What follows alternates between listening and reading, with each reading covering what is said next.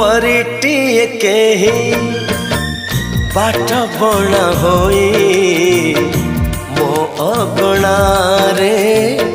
आसीची ओल्हे परिटिए केही बाट बणा होई मो अगणारे आसीची ओल्हे लक्ष फगुण रे कबरी सजेई प्रीति श्रावण रे दौची भिजेई भाभी तो नथिली जहा